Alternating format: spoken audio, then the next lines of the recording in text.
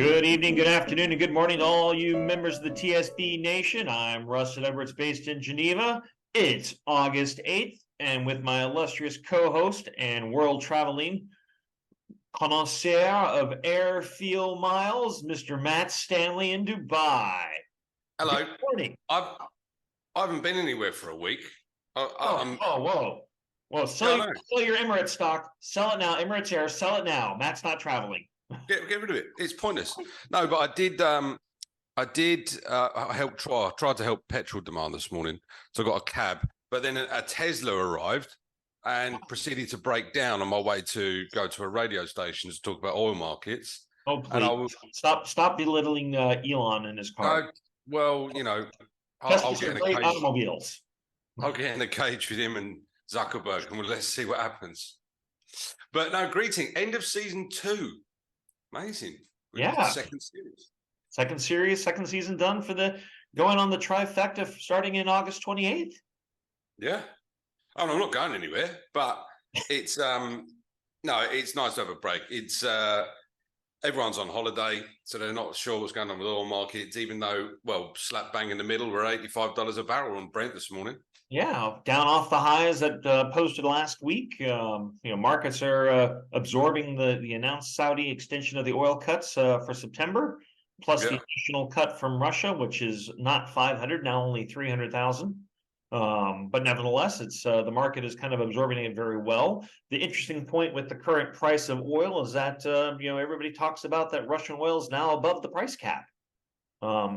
But what is that actually doing to flows? I mean, from what we can see, I don't see any change in exports as of yet. I think ships are still showing up, still loading, and still moving things out.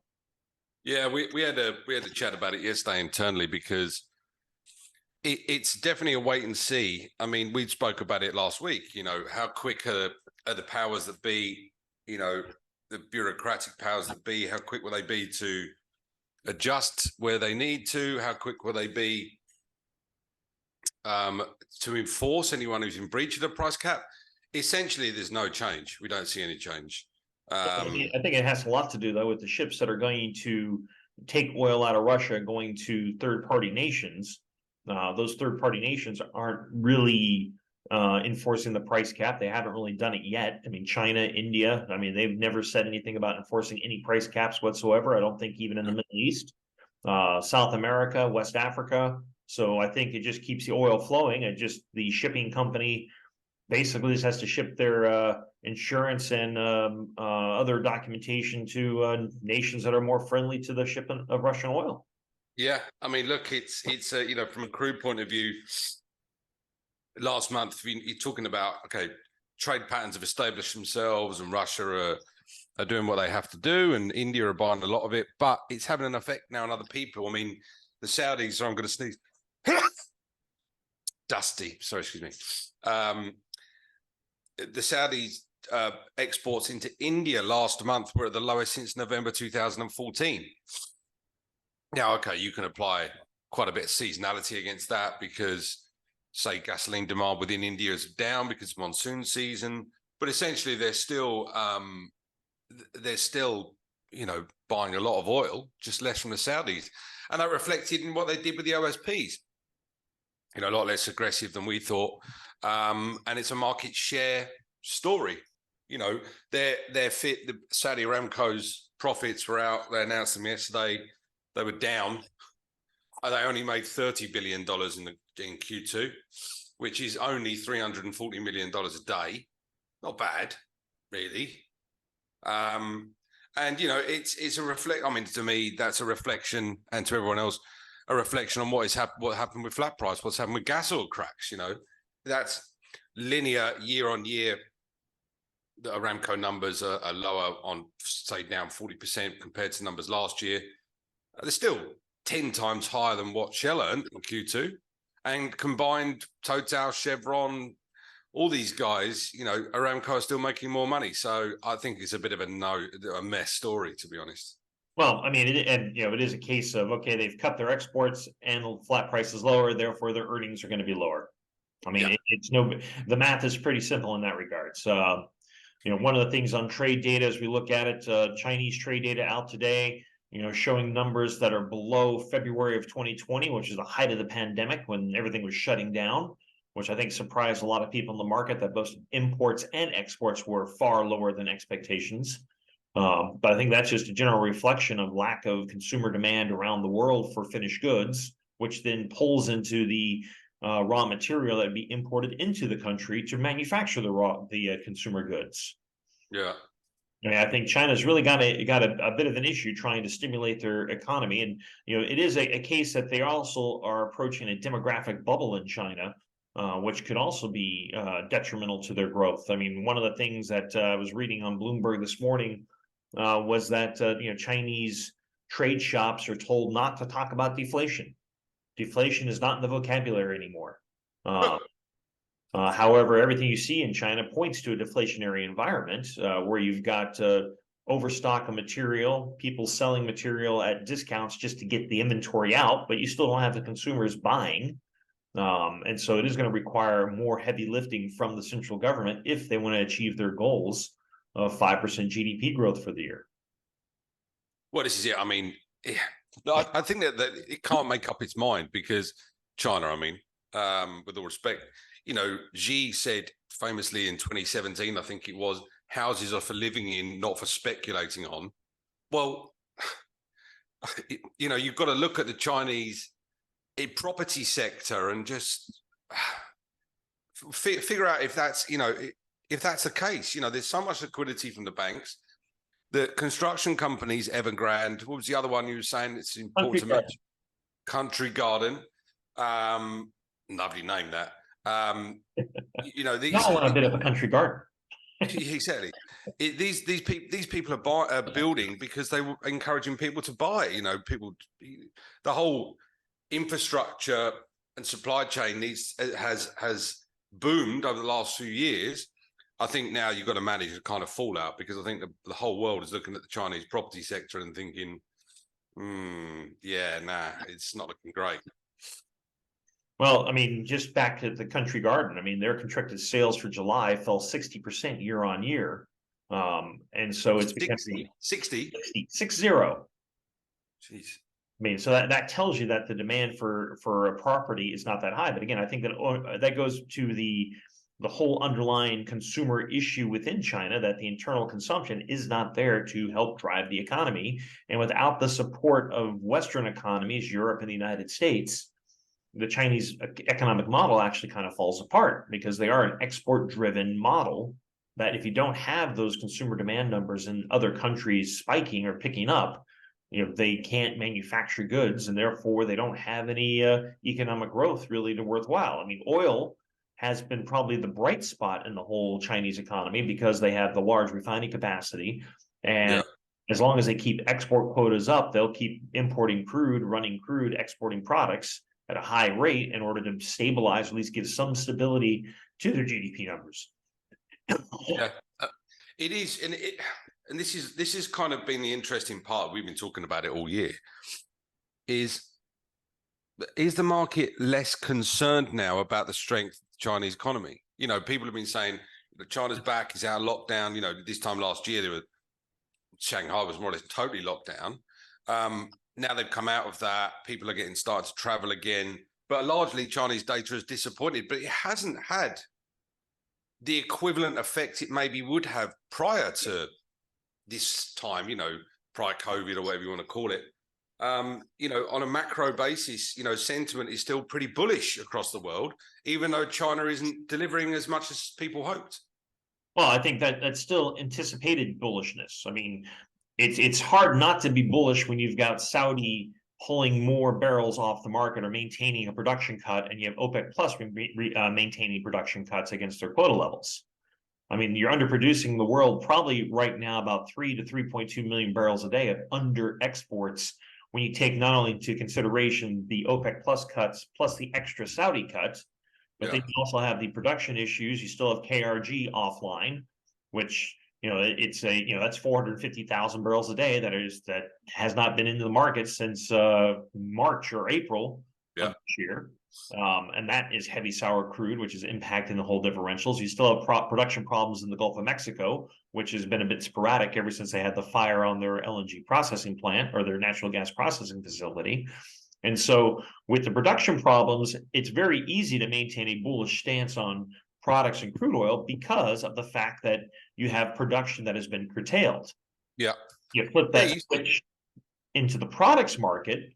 I mean, we've had extraordinarily high cracks, and a lot of that's also being driven by inventory levels around the world, especially when you look at OECD inventory levels, which are probably the better marker of what's going on.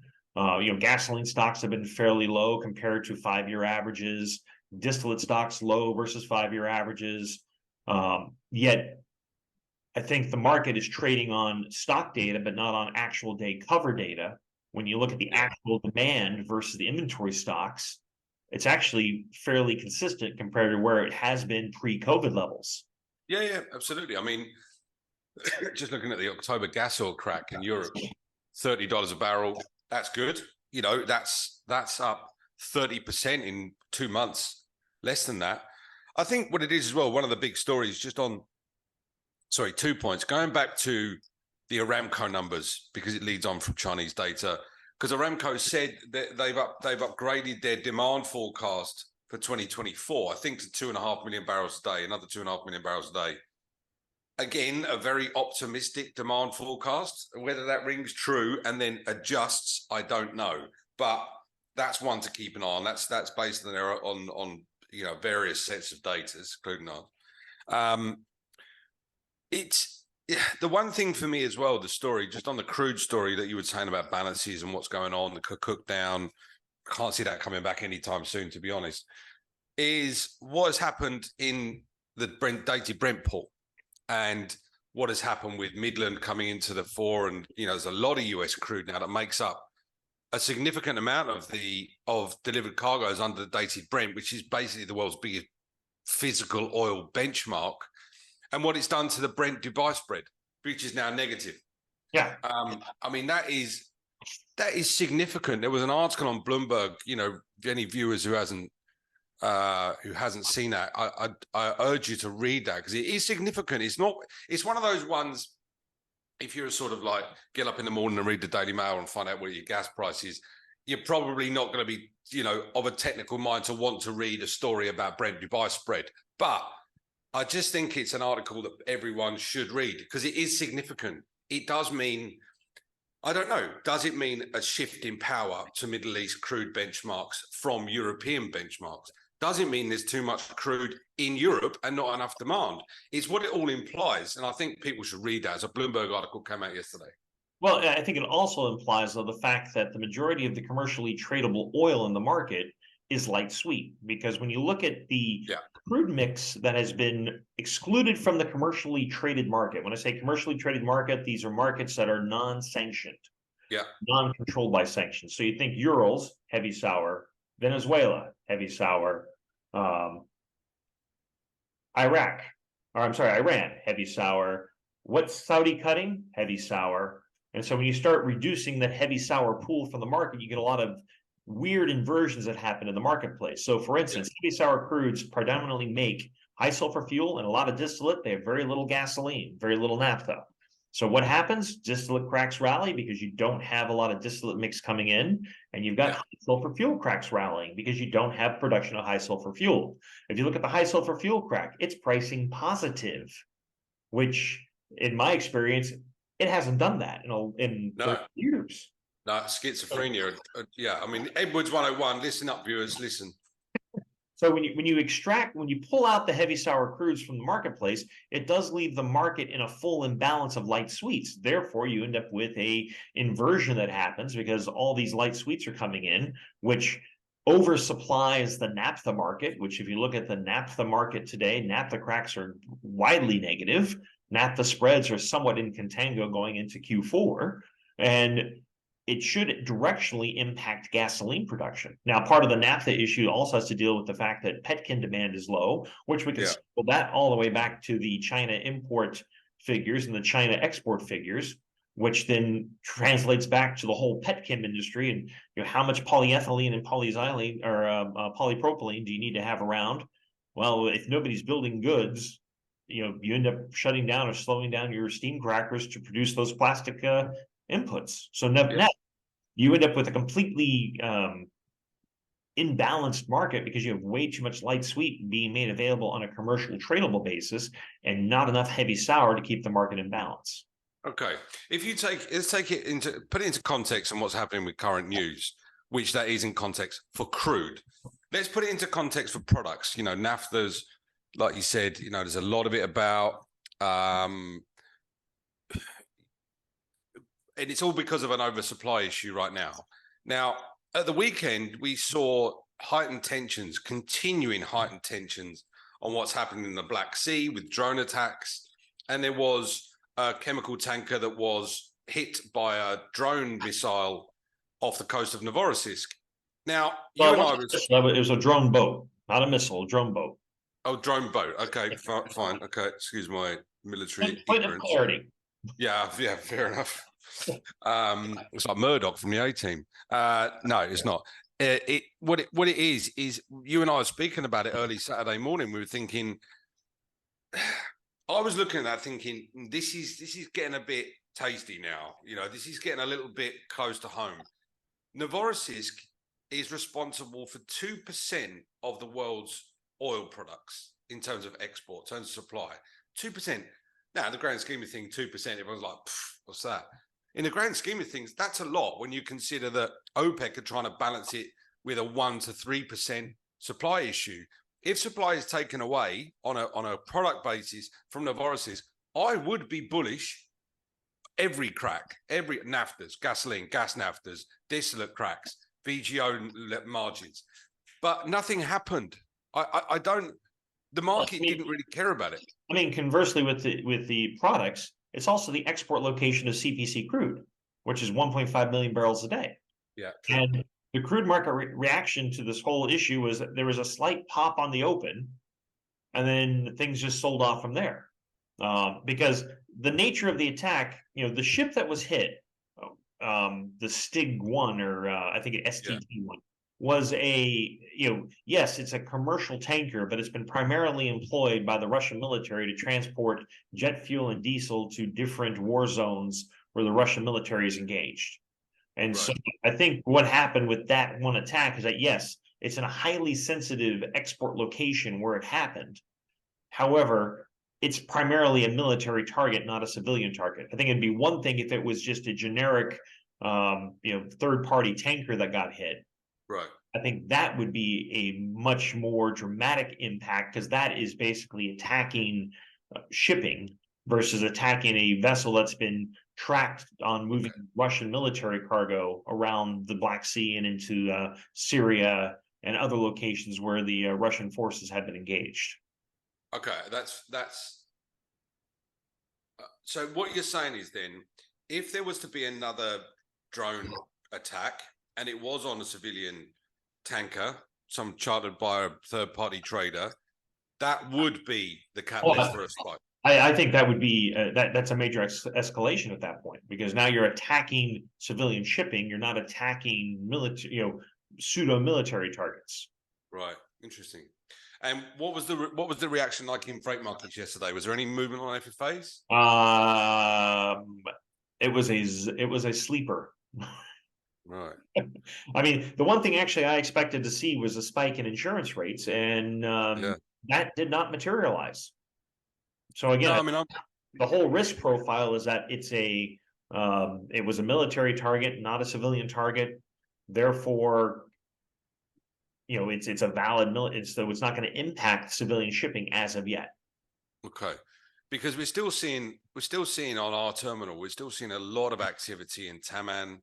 Still seeing a lot of activity at the CPC terminals, of boat loading right now, and we're seeing a lot of activity in Novorossiysk.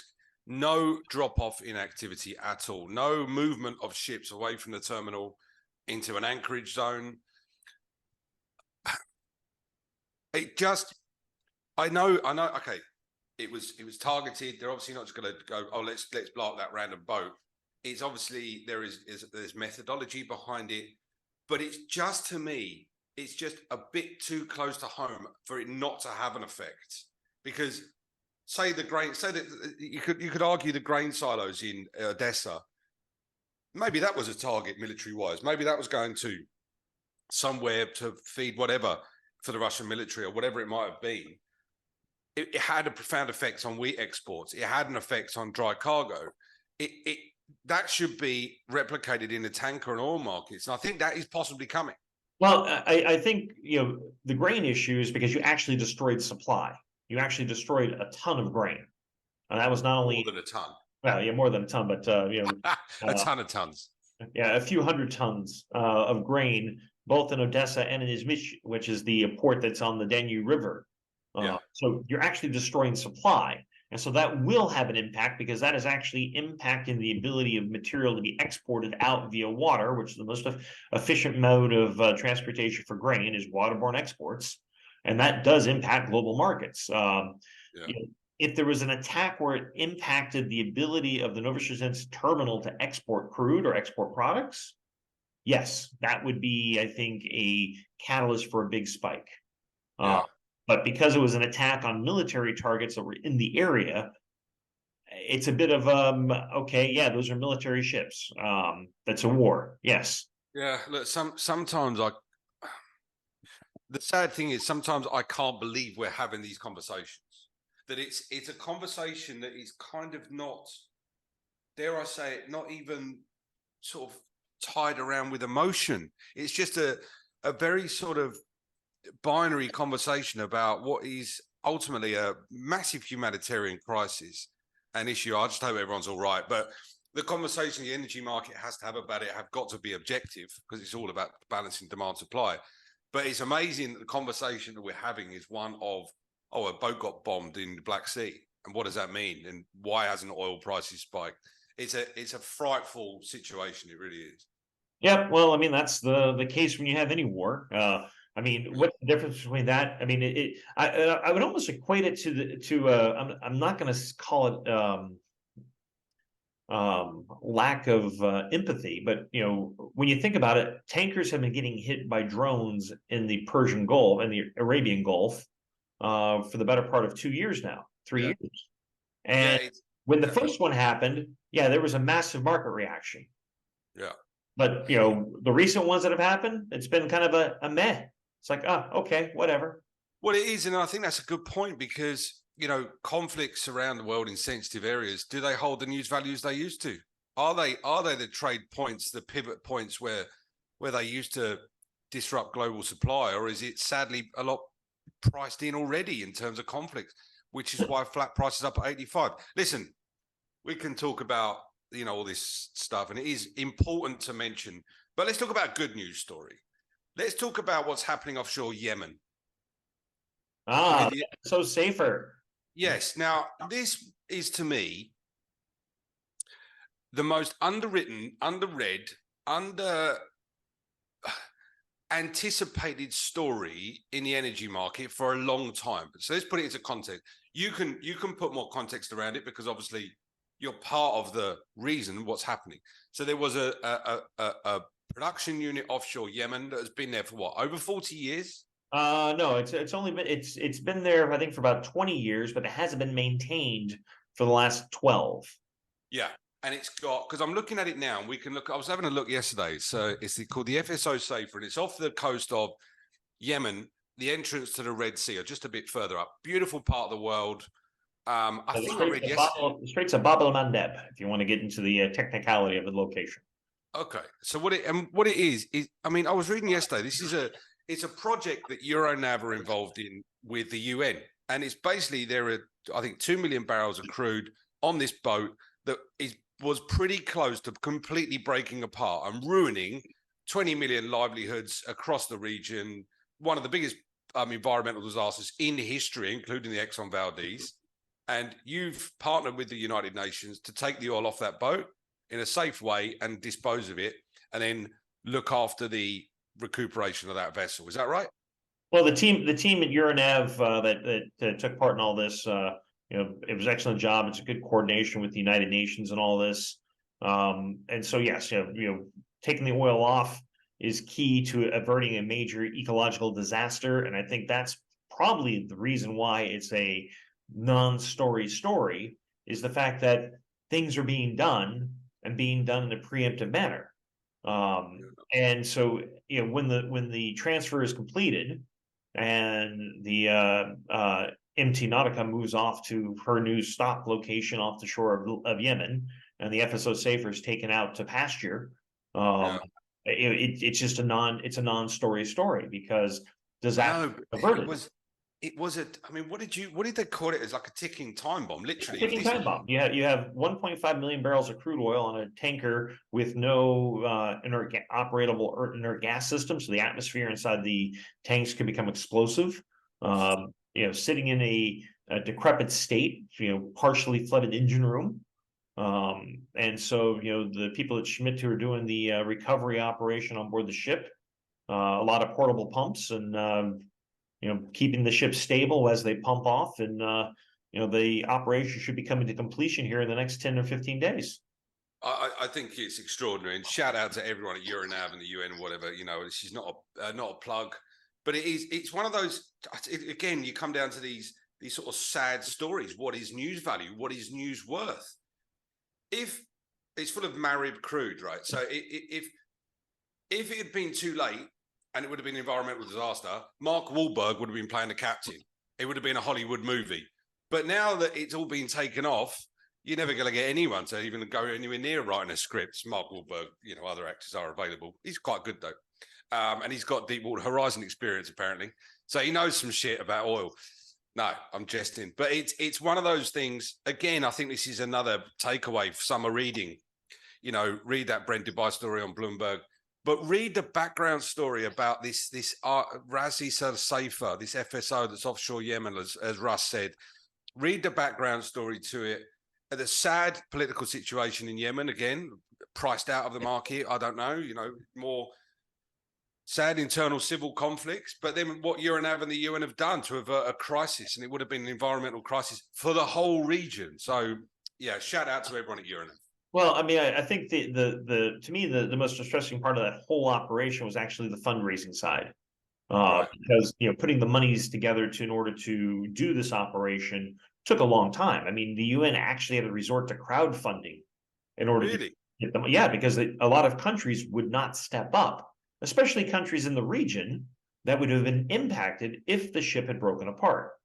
And so there's a lot of funding from Europe, a lot of the United States, crowdfunding, and other countries contributed as well.